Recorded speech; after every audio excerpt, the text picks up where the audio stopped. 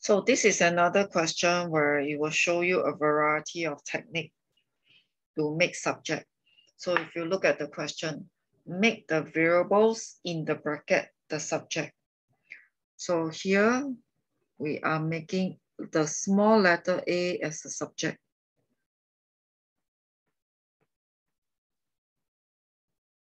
So have an idea of what is the kind of answer you're expecting. So I need to make X the subject. So here I'm also making X the subject. Here I'm making U the subject.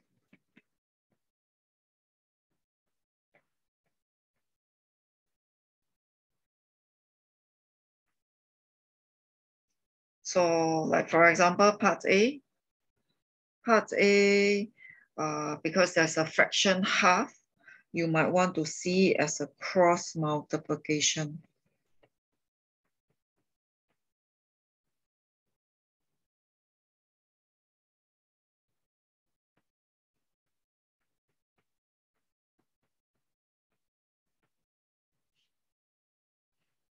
You can see it as a cross multiplication. Okay, take note, where is your subject? Sometimes you will lose your subject. So right now your subject is in the bracket. So do go for expansion.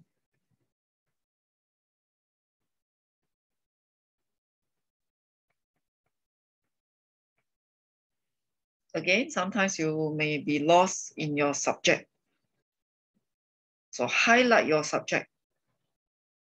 So sometimes it can be as easy as just bring over.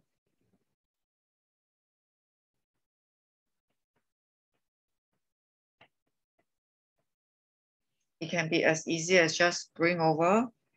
And then take note, this is a multiplication.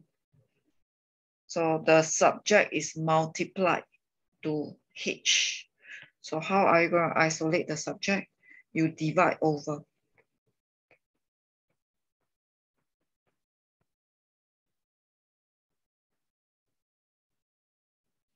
And you do need to check. You do need to check that this is your subject. And here you don't have your subject at all. So that is your answer. So that is your answer for making A the subject. So for part B, right, if you start off with highlighting your subject,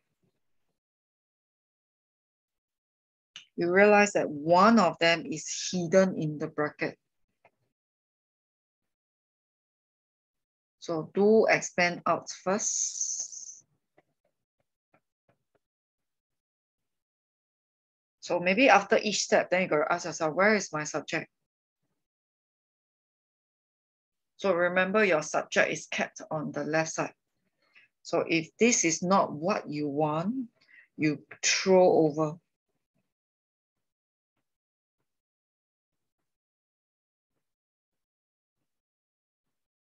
Here comes the part.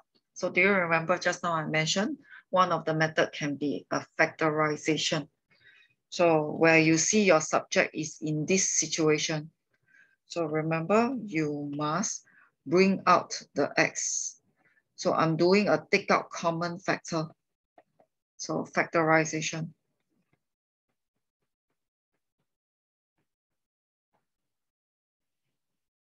And now if you look at your subject is multiplied to a bracket. So how are you going to isolate your subject? You're going to divide over.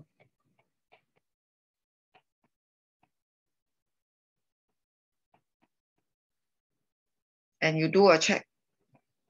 This is your subject.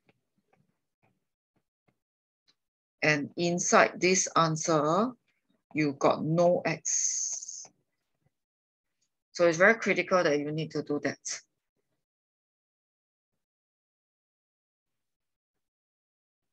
Okay, so subsequently, we got two more.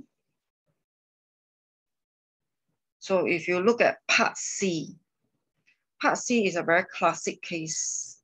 of cross multiplication. Even before you cross multiply, you see your subject. One of them is in the numerator, one of them is in the denominator. So you go for the cross multiplication and make sure you locate your subject.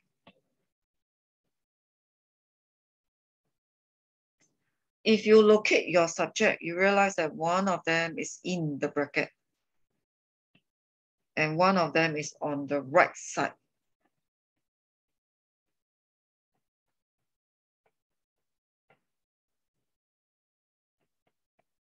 So you just have to bring all your subject to one side.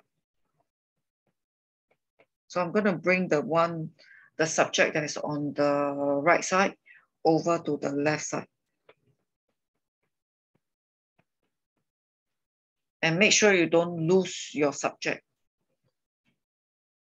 Then you realize that the 3y isn't so necessary.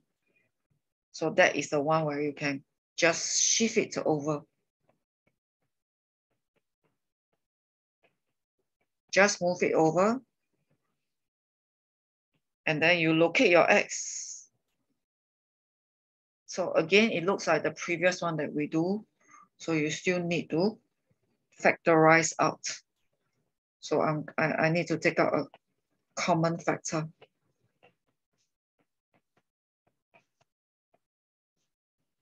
So your subject is multiplied to a bracket. So when it is multiplied, you divide over. So that will be my answer. So you realize that your subject should be on the left, and on the right side, you do not have your subject at all. So we come across two examples where we involve a bit of take out common factor. So the last one is the one that involves fraction. Quite a bit of fraction if you look at the last one. 1 over u, 1 over v. So my subject is here. So if your subject is here, right, you might want to shift whatever that has no subject.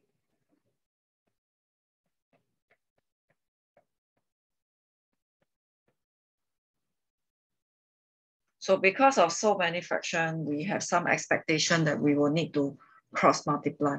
But in order for cross multiply to happen, you must have a single fraction equal to a single fraction. So you will need to make same denominator.